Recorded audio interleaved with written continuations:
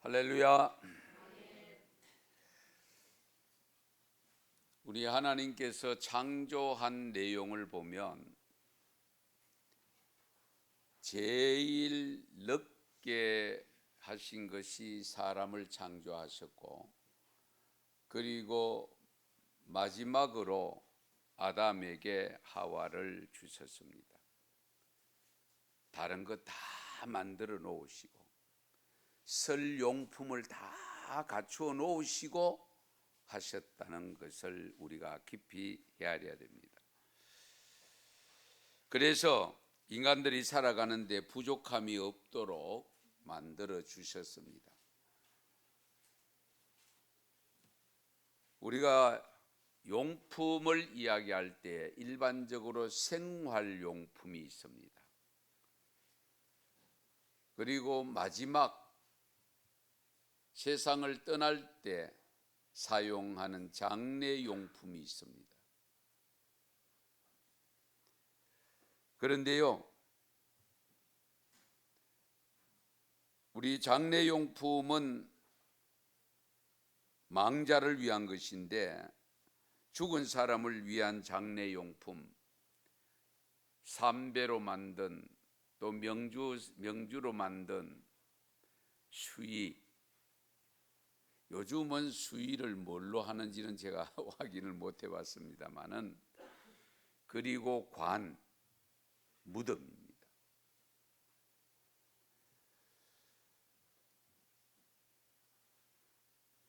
어디까지나 아무리 값비싼 천을 가지고 수의를 입히고 값비싼 재료를 가지고 만든 관이라도 어디까지나 장례용품입니다. 최고의 명당에 망자의 무덤을 만들어 준다고 해서 그 망자가 살아나는 것은 아닙니다. 오히려 묘지의 위치를 구하는 것을 보면 자기들 잘 되려고, 그 다음에 시신 잘 썩으라고, 그러게 좋은 흙이 있는 곳, 이런 곳을 선택합니다.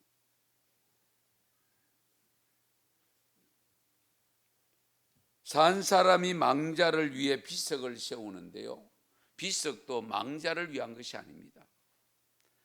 산자의 명분을 위해서 세워놓은 거지. 망자가 그거 압니까?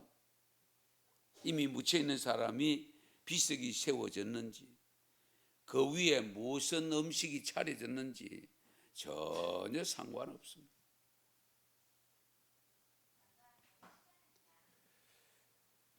장례용품은 어디까지나 일회용입니다. 한 번 사용하면 끝입니다.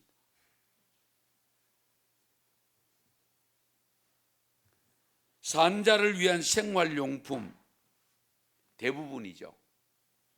우리 주위에 있는 모든 물품들은 대부분 생활용품입니다. 그 생활용품, 나름대로 좋은 것, 나쁜 것, 덜 좋은 것 구분들을 하셔서 구입도 하고 보관도 하고 사용도 합니다만, 그것 또한 망자로 갔을 때에는 아무것도 아닙니다. 그렇지 않습니까? 아무리 값비싼 생활용품이라도 세상을 떠나는 순간에는 그것은 나와 아무런 상관이 없습니다.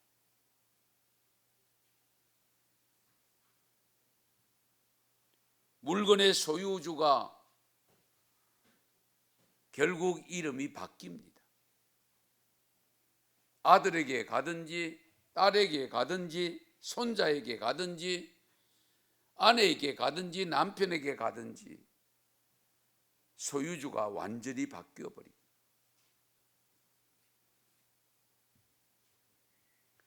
여러분 잘 아시는 대로 그렇게 돈 많은 현대의 명예 회장을 지냈던 그룹의 창시자 정주영 회장이 떠났을 때도 오동나무 관 하나로 좋겠습니다. 이병철 회장, 이건희 회장 떠났을 때에 지금 떠나고 남긴 게 뭡니까? 물론 회사가 남아 있습니다만은 회사는 후손들에게 넘겨져 있습니다. 자기가 누리는 건 아무것도 없습니다.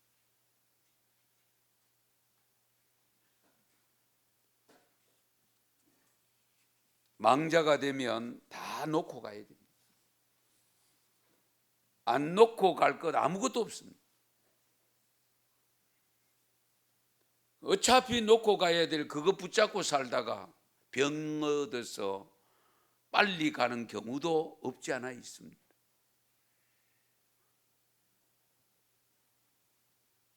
사랑하는 교우 여러분, 자기 인생을 생활용품으로 소진한다면 결국은 돌아올 수 없는 망자의 길로 갈 뿐입니다. 그럼 우리의 인생을 어떻게 살아야 될까? 어떻게 사는 것이 바른 삶이고 아름다운 삶일까? 오늘 이사야 43장 1절에 보면 내가 너를 지명하여 불렀나니 너는 내 것이라. 할렐루야. 오늘 예배를 드리는 성도 여러분, 우리 모두는 생활용품도 아닙니다. 장례용품도 아닙니다. 하나님의 용품임을 믿으시기 바랍니다. 그래서 어떻게 했느냐? 지명하여 불렀다고 했습니다. 있는 것 전부 한꺼번에 부르면 지명할 필요 없잖아요. 그렇잖아요. 지명을 했다는 것은 많이 있는 가운데 선택받았다 그 말입니다. 이 엄청난 거죠. 그 선택도 누구의 선택을 받았느냐? 대단히 중요한 거 아닙니까? 만물을 창조하신 하나님의 선택을 받았다니까요. 그러므로 여러분 쓸데없는 거 가지고 자부심 키우지 말고 하나님의 부름받은 것으로 자부심을 가져야 됩니다. 나는 하나님의 부름을 받았다. 지명하여 불렀다고 했다. 너는 내 것이라고 했다. 하나님의 용품으로 부름받았다. 별거 아닌 것 같으나 굉장한 겁니다.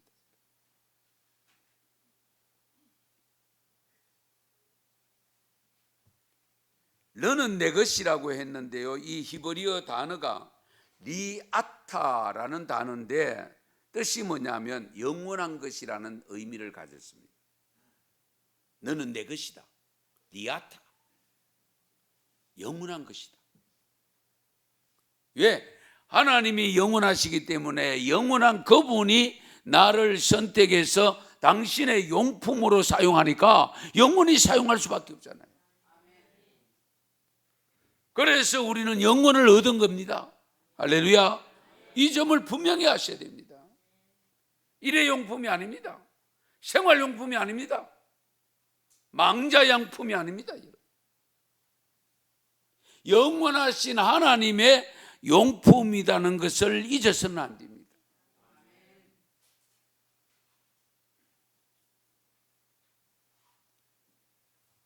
그래서 하나님은 로마서 12장 1절에 사도 바울을 통해 주신 말씀, 너희의 몸을 하나님이 기뻐하시는 거룩한 산제사를 드려라. 산제물로 드려라. 이는 너희가 드릴 영적 예배니라. 할렐루야. 우리는 각자가 자신을 산제물로 하나님 앞에 드려져야 됩니다. 죽은 제사가 아닙니다. 죽은 제물이 아닙니다. 구약시대는 제물을 좋은 것을 가지고 왔지만은 반드시 제사장이 손을 얹고 기도한 후에 죽여서 제단에 올렸고 거기에 태워서 드린 제사를 번제라고 했습니다. 그런데 우리를 향해서는 말씀하시는 것이 거룩한 산제사를 드리라. 너희의 드릴 영적 예배다.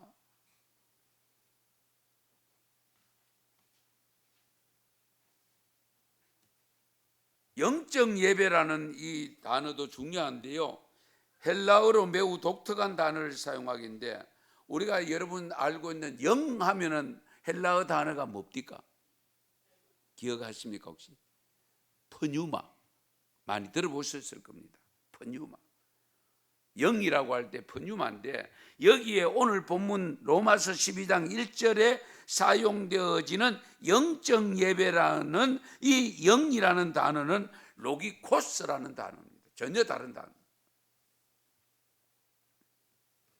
이 로기코스의 단어의 뜻이 뭐냐면 합당한 예배, 그런 뜻입니다. 합당한 예배. 그러니까 너희 몸을, 너희 삶을 하나님이 기뻐하시는 산 제물로 드리라. 그것이 바로 합당한 예배가 된다.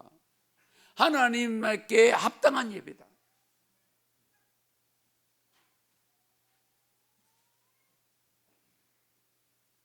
우리는 각자가 자신을 산제사로, 산제물로 하나님 앞에 드려지는 삶을 살아야 됩니다.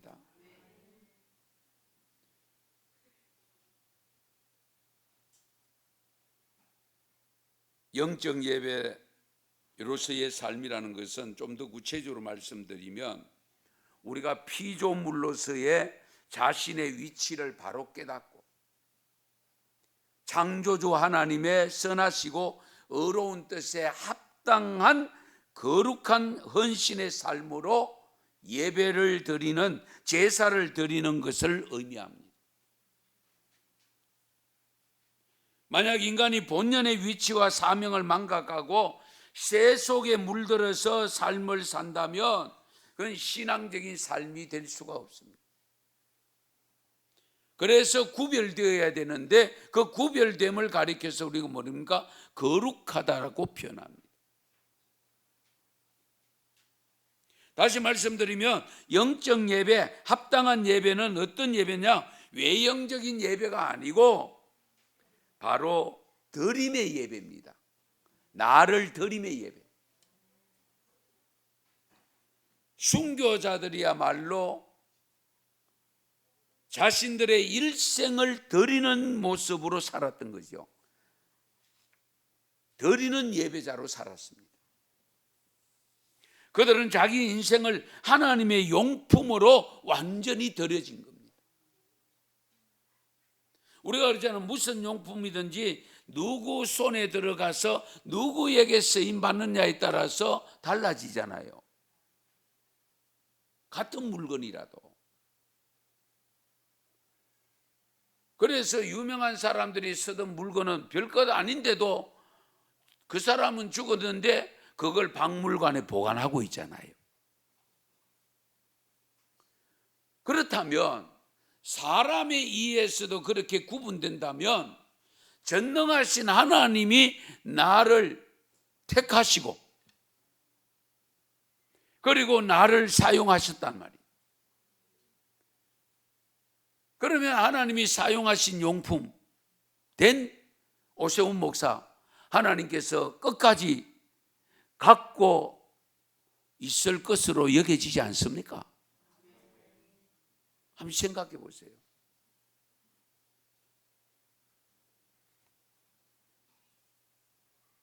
어쨌든 장례용품은 망자를 위한 것이고 생활용품은 살아있는 사람들의 것이고 하나님의 용품은 하나님의 것입니다.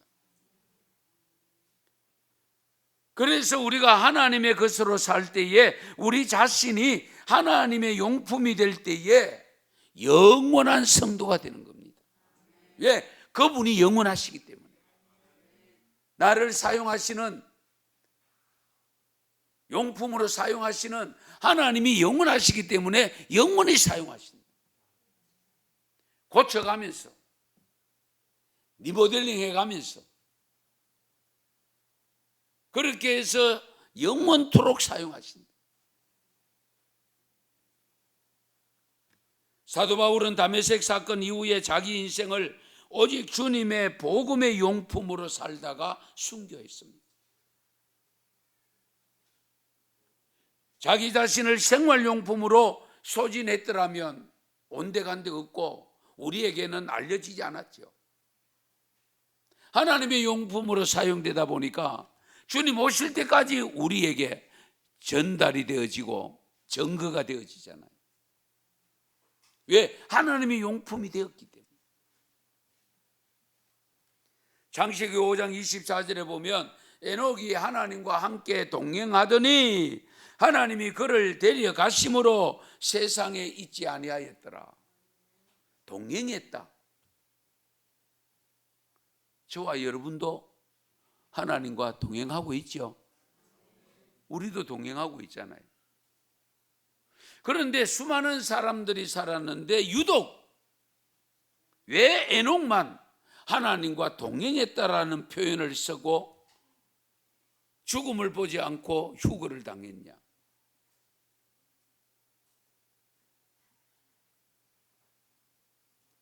구체적인 것은 성경에서는 침묵하고 있습니다. 그냥 동행했다라고만 기록하고 있습니다.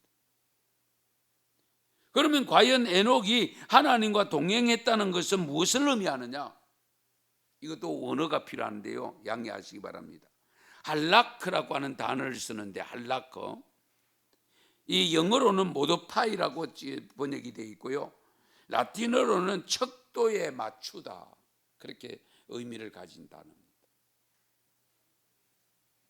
정리해서 말씀드리면 하나님과 동행했다는 것은 에녹이 인생의 궤도 수정을 해서 생활용품, 사람의 용품, 일회용품으로 살다가 쓰임받다가 하나님의 용품으로 쓰임받는 궤도 수정이 있었다, 그 말입니다. 그럼 하나님과 동행했다, 궤도 수정을 해서 하나님 앞에 끝까지 쓰임받는 삶을 살았다는 거예요. 거기에 완전히 자기 자신을 내어드렸다는 겁니다. 그렇다고 하면 저와 여러분도 마찬가지잖아요. 엄청난 죽을 수밖에 없는, 지옥 갈 수밖에 없는, 엄부에 들어갈 수밖에 없는 죄인으로 살던 나를 하나님께서 의협히 여기시고 택하여 지명하여 불러서 자녀 삼으시고 당신의 용품으로 쓰시려고 불러서 사용되어질 때에 그냥 맡기면 됩니다. 그냥 맡기면 됩니다. 내가 더 오래 살고 싶다고 몸부림친다고 오래 사는 게 아닙니다. 내가 빨리 갔으면 좋겠다고 해서 빨리 가는 것도 아니잖아요. 그렇다면 우리가 어떻게 쓰임받느냐가 중요하지 않겠습니까? 같은 용품이라도 선반에 올려놓고 보는 것으로만 있는 게 좋습니까? 아니면 늘 쓰임받는 것이 좋습니까? 선반에 올려놓은 것은 언제 깨뜨릴지도 모르고요, 언제 잃어버릴지도 몰라요. 사용하는 것은 늘 가까이에서 애지중지 여기면서 쓰고 있잖아요. 하나님 앞에도 마찬가지입니다, 여러분. 늘 쓰임받는 삶을 살아야 돼요. 그렇잖아요. 하나님이 쓰시려고 불렀는데, 쓰시려고 택했는데, 지명하여 불렀는데 내가 하나님 앞에 늘 쓰임받는 것을 감사하면서 모든 것 주님이 원하신다면, 주님이 쓰신다면 언제든지 쓰십시오 하고 내어놓는 삶이 되어져야 됩니다. 그것이 산제사입니다.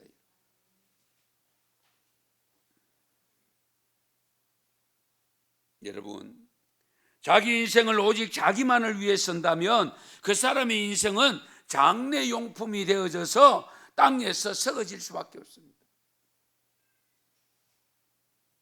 오직 자기 인생을 먹고 마시고 즐기는 것으로 다 소진해버리며 자기 자신을 망자의 용품으로 만들어가고 있다 하는 것으로 믿어도 됩니다.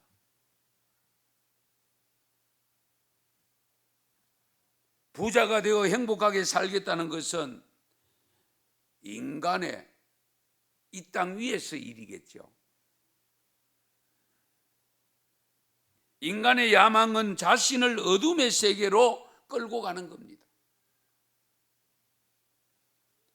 여러분의 인생을 망자의 일회용품으로 소모하지 마시고 하나님 앞에 쓰임받는 아름다운 하나님의 용품으로 쓰임받는 삶이 되시기를 바랍니다. 그러기 위해서 인생은 반드시 참된 목적이 있어야 됩니다. 젊은 부부가 특히 우리나라 서울에 경기도에 사시는 분들은 내 집 마련이 평생 소원이고 아파트 한 채 구입하기 위해서 먹을 것 안 먹고 쓸 것 덜 쓰고 모아서 사는데 보통 큰 돈이 드는 것이 아니잖아요. 많이 듭니다. 그래서 이 부부가 7년 동안 모아서 마침 아파트 한 채를 구입했습니다. 여러분 생각해 보세요. 평생 소원인 것을 7년 만에 구입해서 이사를 했으니 얼마나 좋겠어요.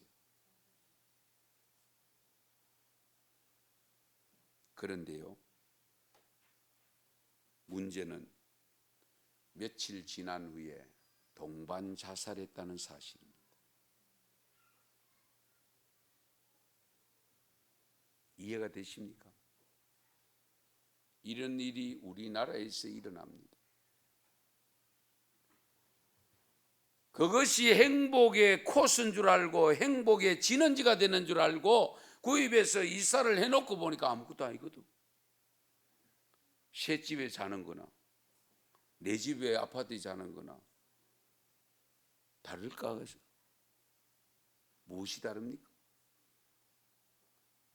그렇게 고생하고 그렇게 힘들게 해서 이사를 와서 지내보니 아무것도 아니에요.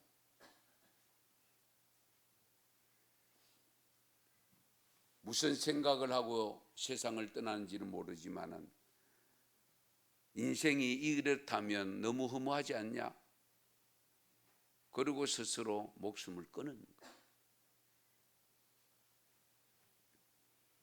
결국 하나님의 용품으로 사는 것이 아니고 자신들의 삶을 하나의 생활용품으로 살았기 때문에 결국은 망자의 용품으로 간 겁니다.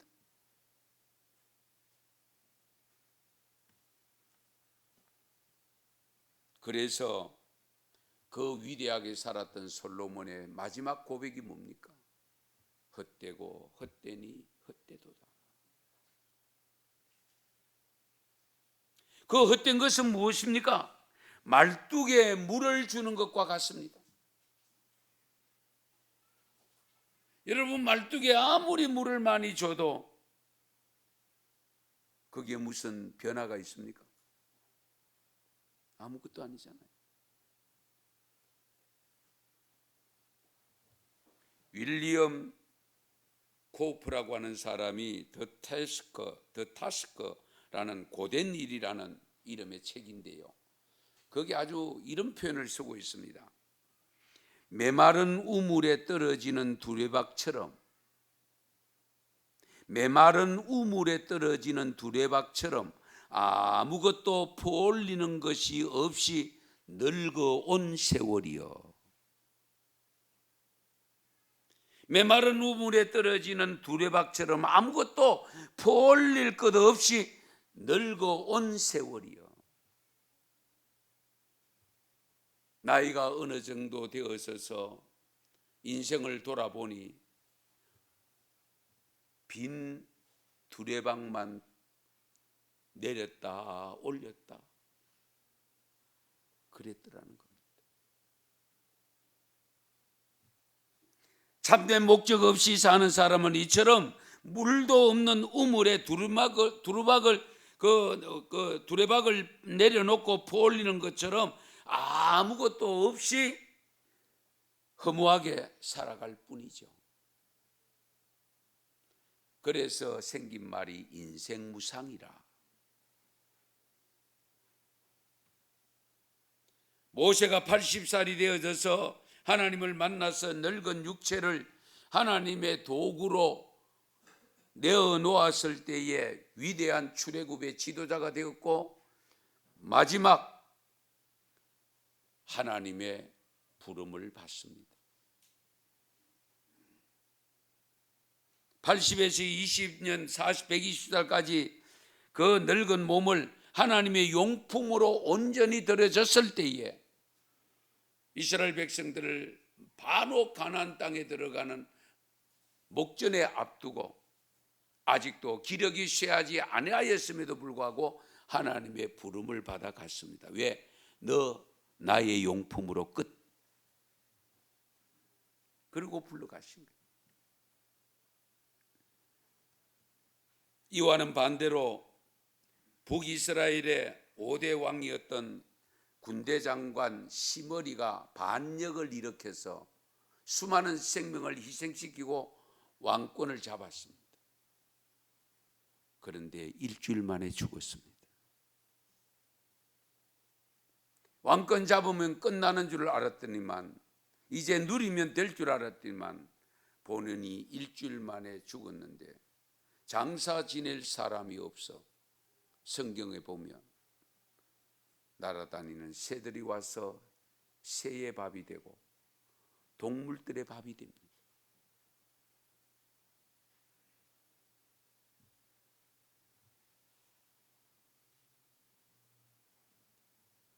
그러나 우리 선지자 엘리사의 외모, 여러분 기억하실지 모르겠습니다만 열왕기하 2장 23절에 보면은 엘리사가 베델로 올라가는데 거기에 아이들이, 성에서 작은 아이들이 나와서 엘리사를 조롱합니다. 대머리여 올라가라. 대머리여 올라가라. 여기 아이라고 하는 원어에 들어가면요 20살 된 청년들입니다. 그냥 아직도 코 올리게 아이들이 아닙니다. 이런 청년들에게 조롱을 받으면서 올라갔다는 사실. 겉으로 못생긴 엘리사가 자신의 육체를 하나님의 용품으로 내어놓았을 때에 하나님은 그를 하나님의 사람으로, 위대한 선지자로 우리 앞에 다가와 있지 않습니까? 아무리 훌륭한 육체를 가졌더라도 그것을 삶의 용도로만 사용하든지 아니면 망자의 도구로 사용되면 남는 것 없어요.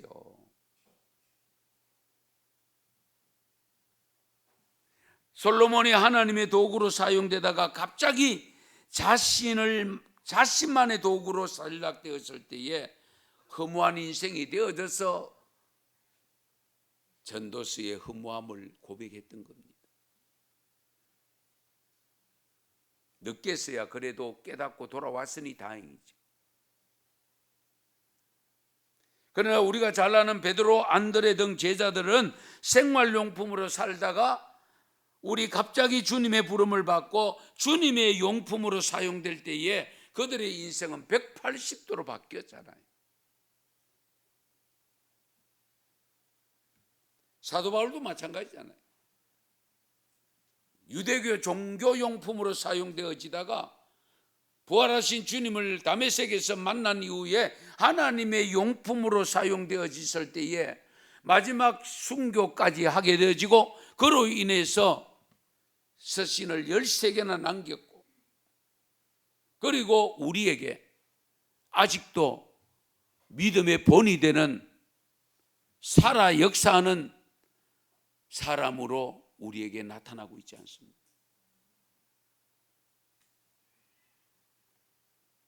혹시 여러분 중에 여러분의 인생이 별 볼 일이 없다고 생각하는 분 계십니까? 여러분의 인생을 하나님의 도구로 내어놓을 때에 하나님이 당신의 도구로, 하나님의 도구로 사용하십니다. 너희 몸을 하나님이 기뻐하는 거룩한 산제물로 드리라. 하나님이 기뻐하시는 산제물입니다. 싫어하는 제물이 아닙니다. 원치 않는 제물이 아닙니다. 하나님이 기뻐하는 산제물로 드립니다.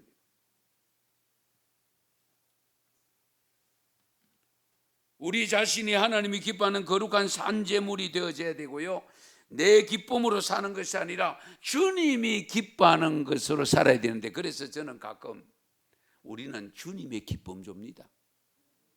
저 이북에는 뭐 누구의 기쁨조들이 있다고 하는 걸 우리가 들었지 않습니까?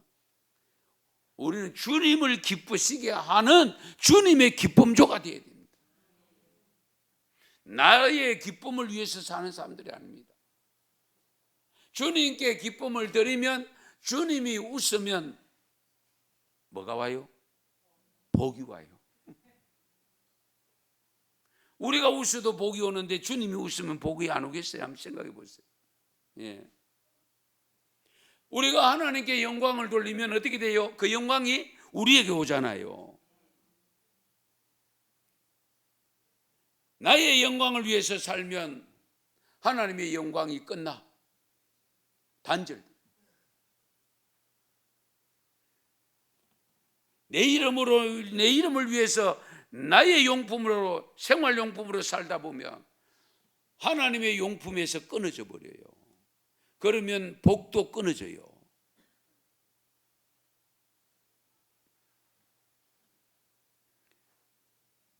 그런데 우리 로마서 12장 1절 말씀에 이는 너희에 드릴 영적 예배니라 라고 했는데요, 여기에 드린다고 하는 동사, 더 헬라어 동사가 미완료형입니다. 완료형이 아닙니다. 미완료형입니다. 무엇을 의미합니까? 계속 드려져야 된다, 그 말씀입니다. 계속 드려지는 삶을 살아야 됩니다. 한번 일회용으로 한번 드려진 것으로 끝난 게 아니에요. 우리가 살아보면 그렇잖아요. 헌신할 때가 있는가 하면은 헌신해서 물러 앉아버릴 때 있잖아요. 그런 걸 조심하셔야 돼요.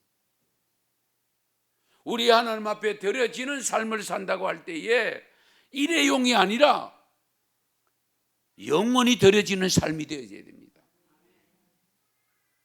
미완료형을 쓰고 있습니다. 하나님은 지금도 우리에게 너를 야곱처럼 기도의 사람이 되라고 말씀합니다. 하나님은 우리에게 다윗처럼 위대한 성군이 되라고 말씀하지는 않으셨습니다. 다만 하나님은 우리에게 다윗처럼 내가 덕죄하였나이다 라고 고백할 수 있는 회개의 사람이 되라고 일러주고 있습니다. 주님은 지금도 우리에게 사도 바울처럼 살라고 말씀하신 것이 없습니다. 다만 주님은 우리에게 사도 바울처럼 자족하면서 살라고 말씀합니다. 자족하라. 주님은 우리에게 순교자라고 되라고 말씀하지는 않았었습니다. 다만 주님은 지금도 우리에게 너의 육신을 하나님의 도구로 사용하라고 일러주고 있습니다. 하나님의 도구로 사용. 산 제물로 드려라. 그러면 하나님의 도구로 사용되어지는 삶이 되려고 하면 구체적으로 어떻게 해야 될까?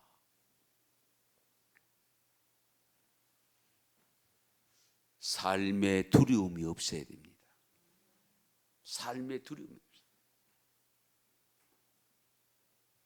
세상은 온통 우리를 불안하게 하고 두렵게 만들잖아요. 3년 동안 코로나가 무엇을 두렵게 만들었습니까?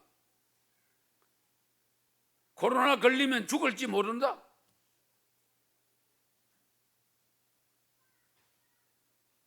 거기에 전부 두려움을 느끼고 안절부절하고 사회적 거리로 아직도 마스크로 장식을 하고 있잖아요.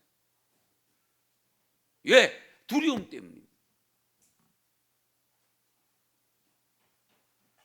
밖에 나가면 다 벗을 수 있다라고 분명히 했는데도 제가 의도적으로 확인을 해봅니다.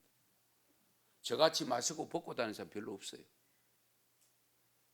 가끔 있더라고요. 저는 밖에 나가면 벗고 다닙니다. 왜? 걸려도 내가 걸리지 자기들이 걸리나 돼. 그렇지 않습니까? 걸리면 내가 걸리지. 벗고 다니면 내가 걸리지. 내가 그 원인을 제공하는 원인자가 되어 있지 않다는 확신을 가지고 있기 때문에 그렇습니다.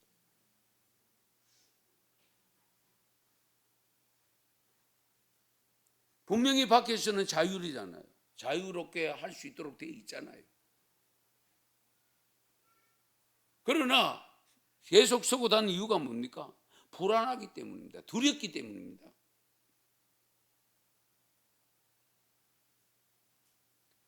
이사야 43장 1절에 보면은 두려워하지 말라. 내가 너를 구속하였고 내가 너를 지명하여 불렀나니 너는 내 것이라. 두려워하지 말라고 했습니다. 그런데 아직도 우리는 여전히 두려워하고 있습니다. 불안해하고 있습니다. 벌벌 떨고 있습니다. 안절부절하고 있습니다. 하나님의 용품으로 사용되어지는 삶을 살고자 하면 하나님께 맡기고 살면 됩니다. 하나님이 도와주시기 때문에 두려워할 필요 없습니다. 세상이 무너져도 괜찮습니다. 전쟁이 일어나도 괜찮습니다. 전염병이 창궐해도 괜찮습니다.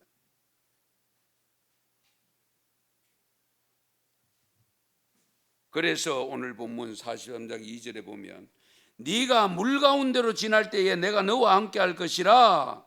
강을 건널 때에 물이 너를 침몰하지 못할 것이며 네가 불 가운데로 지날 때에 타지도 아니할 것이요 불꽃이 너를 사르지도 못하리니. 할렐루야. 이스라엘 백성들이 홍해를 건널 때 어떻게 됐습니까? 물이 덮쳐서 수장당했습니까? 말씀 믿고 갈 때에, 길을 갈 때에 걷더니 다 건너갔고요.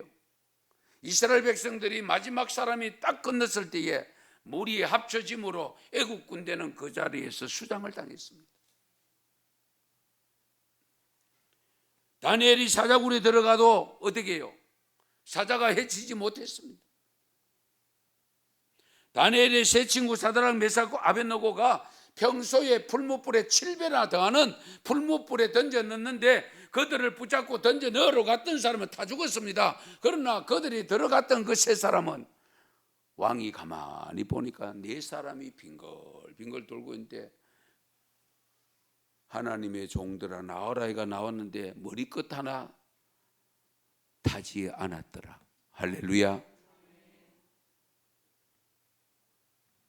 바로 오늘 말씀 그대로입니다. 물 가운데로 지날 때에 너와 함께하고 강을 건널 때에 침몰치 못할 것이고 불 가운데로 지날 때에 타지도 아니할 것이요 불꽃이 너를 사르지도 못하리라. 우리가 이 믿음 가지고 살고 있잖아요.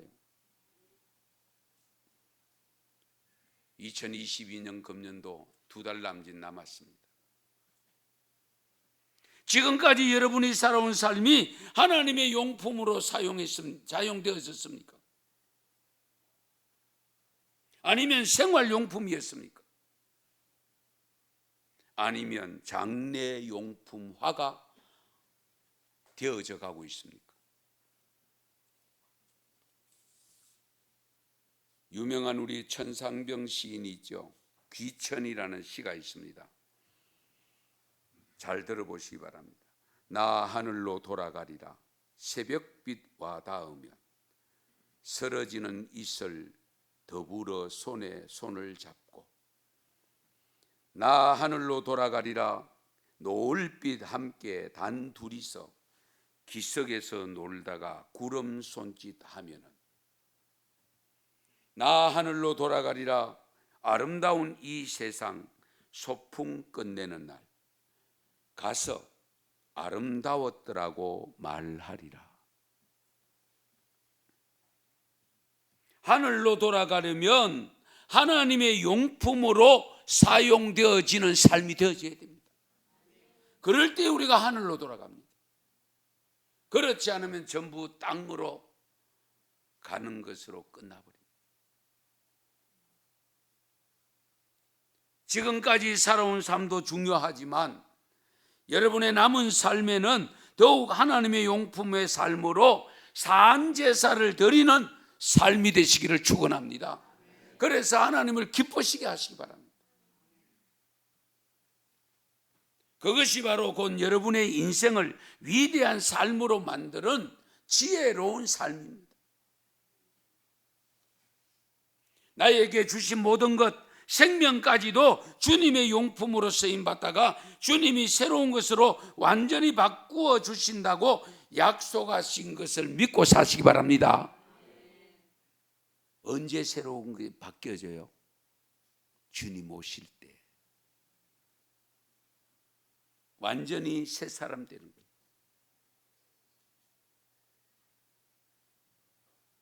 무슨 용품이든지 쓰임받는 것이 중요합니다. 아낀다고 아껴지는 것이 아닙니다.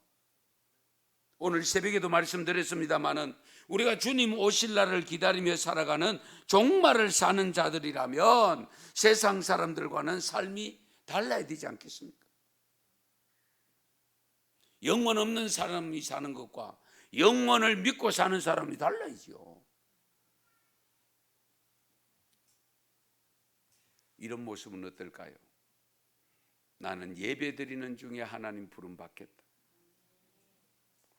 나는 간절히 기도드리는 중에 하나님 부름 받겠다.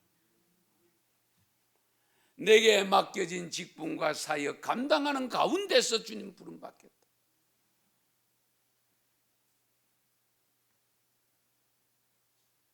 전도하다가 하나님의 부름 받았으면 좋겠다.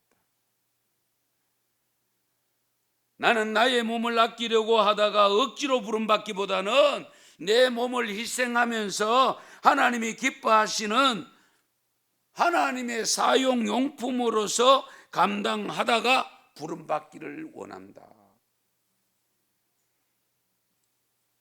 이 믿음 가지고 살면 우리 하나님이 마음 놓고 사용하시지 않겠어요? 정말 하나님 뜻대로 사용하지 않겠어요? 그렇게 쓰임 받을 때에 나는 별 것 없지만, 별 볼 일 없지만, 알아주는 사람 없지만 하나님은 위대하다고 칭해 주시고, 잘했다고 칭해 주시고, 수고했다고 칭해 주시고, 이제는 나와 함께 영원히 더불어 살자 라고 하실 그 음성 듣는 날을 기다리면서 하나님의 용품으로 살아가시기를 축원합니다. 축복합니다. 기도드리겠습니다.